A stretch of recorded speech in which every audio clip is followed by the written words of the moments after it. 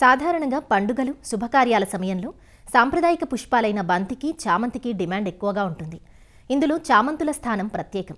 శీతాకాలంలో వీటి లభ్యత ఎక్కువగా ఉంటుంది.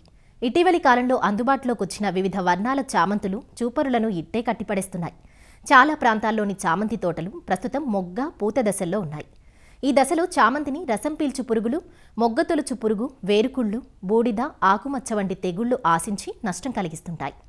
వీటిని గుర్తించిన వెంటనే నివారణ చర్యలు చేపట్టగలిగినట్లయితే మంచి పూల దిగుబడిని పొందే అవకాశం ఉంటుంది. మొగ్గ, పూత దశలో ఉన్న చామంతిలో చేపట్టాల్సిన యాజమాన్య సస్యరక్షణ చర్యలు వివరిస్తున్నారు ప్రొఫెసర్ జయశంకర్, తెలంగాణ రాష్ట్ర వ్యవసాయ విశ్వవిద్యాలయం, నాగర్ కర్నూలు జిల్లా పాలెం కృషి విజ్ఞాన కేంద్రం శాస్త్రవేత్త డాక్టర్ శంకర్. ఇప్పుడు సీజన్లో మనకు చామంతి, బంతి పూత దశలో ఉన్నది కాబట్టి, అలాగే చలి వాతావరణము మొదలవుతుంది కాబట్టి ఈ చామంతి, బంతిలో కొన్ని రకాల సమస్యలను రైతులు ఎదుర్కోవడం జరుగుతుంది. రసం పీల్చే పురుగులలో చూసినట్లయితే మొదట శాఖీయ దశలో ఎక్కువ వచ్చే అవకాశం ఉంటుంది. ఇది రసం పీల్చడానికి ఎపిడ్స్ అనేవి శాఖీయ దశలో లేత కొమ్మల పైన పురుగులు రసం పీల్చడం వల్ల మొక్కలు పాలిపోయినట్లు గమనిస్తాము. సో ఇది నివారించడానికి ఎస్పేట్ అనే మందు అయితే లీటర్కి 1.5 గ్రాములు పిచికారీ చేసుకోవచ్చు. అలాగే మనకు త్రిప్స్ అనేవి ఆకుల కింద చేరి రసం పీల్చడం వల్ల ఆకులు వంకర్లు తిరిగినట్టు చూస్తాము. పూల మీద రసం పీల్చడం వల్ల పూలు పాలిపోయినట్టు వికృతాకారంగా ఏర్పడతాయి కాబట్టి వీటిని కూడా మనం నివారించుకోవాలి. ఆకుల పైన పాము పొడలాగా లీఫ్ మైనర్ అనేది గమనించడం జరుగుతుంది. రసం పీల్చే పురుగులు, త్రిప్స్, ఎపిడ్స్, లీఫ్ మైనర్స్ని సమర్థవంతంగా నివారించుకోవడానికి అంతర్వాహిక పురుగు మందులైనటువంటి ఇమిడాక్లోరోపిడ్ అయితే 0.4 ml, ఎస్టామెప్రిడ్ అయితే 0.3 గ్రాములు లీటర్ నీటి కలిపి 1 లేదా 2 సార్లు పిచికారీ చేసి నివారించుకోవచ్చు.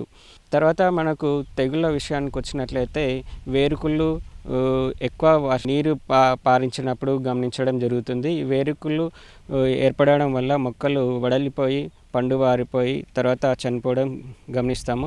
ఇది 1 లేదా 2 మొక్కలు గమనించిన వెంటనే ఆ వరుసలోని మొక్కలకు, దాని చుట్టుపక్కల మొక్కలకు కాపరాక్సిక్లోరైడ్ అనే మందు లీటర్కి 3 గ్రాముల చొప్పున కలిపి మొక్క మొదట్లో పోసుకొని నివారించుకోవచ్చు. ఆ తర్వాత మనకు బూడిద తెగులు అనేది ఎక్కువ గమనించడం జరుగుతుంది. ఈ బూడిద తెగులు ఆకుల కింది భాగంలో తెల్లటి బూడిద మచ్చలు ఏర్పడి ఆకుల పై భాగంలో పసుపచ్చని నూనె వంటి మచ్చలు ఏర్పడతాయి. సో ఇది గమనించిన వెంటనే మనము సల్ఫర్ అనే మందు అయితే లీటర్కి 2.5 గ్రాములు, ఒకవేళ అజాక్సిస్ట్రోబిన్ అయితే 1 ml లీటర్ నీటి కలిపి పిచికారీ చేసి నివారించుకోవచ్చు. అలాగే మనకు ఆకుల మీద ఆంత్రాక్నోస్ మచ్చలు కానీ, సెర్కోస్పోరా మచ్చలు కానీ, పూలలో కూడా నల్లగా మచ్చలు ఏర్పడతాయి. సో దీన్ని మనం నివారించుకోవడానికి ఈ మ్యాంకోజెబ్ అనే మందు అయితే లీటర్కి 2.5 గ్రాములు, మచ్చలు ఎక్కువగా ఉన్నట్లయితే నెటివో అన్న మందు అయితే లీటర్కి 0.75 గ్రాములు, లేదా డైఫెనకొనజోల్ అయితే లీటర్కి 0.5 ml లీటర్ నీటి కలిపి పిచికారీ చేసుకోవాలి. ఇంకా చామంతిలో మనకు మొజాయిక్ వైరస్ అనేది ఆశించడం వల్ల ఆకులన్నీ మొజాయిక్ లాగా, అంటే ముదురాకు, లేతాకు మచ్చలు ఏర్పడి ఈ ఆకులన్నీ గిడసబారిపోయి చెట్టు ఎదగకుండా, మళ్ళీ పూలు కూడా వికృతాకారంగా ఉండి గమనించడం జరుగుతుంది. ఇలాంటి మొక్కలను గమనించిన వెంటనే ప్రధాన పొలం నుంచి పీకి మనం కాల్చివేయాలి. దాంతోపాటు రసం పీల్చే పురుగులను మనం నివారించడానికి ఇమిడాక్లోరోపిడ్ అయితే లీటర్కి 0.4 ml, లేదా ఎస్టామెప్రిడ్ అయితే 0.3 గ్రాములు లీటర్ నీటి కలిపి 1 లేదా 2 సార్లు పిచికారీ చేసి ఈ వాహకాలను మనం నివారించుకోవడం వల్ల ఈ వైరస్ తెగులుని మనం సమర్థవంతంగా నివారించుకోవచ్చు. అలాగే మనకు పొలంలో ఎలాంటి కలుపులు లేకుండా మనం మనుషుల చేత కలుపు వేసినట్లయితే ఈ గడ్డి మొక్కల నుంచి, అంటే వైర్ బామ నుంచి కూడా ఎలాంటి వైరస్ తెగులు రాకుండా మనం నివారించుకోవచ్చు.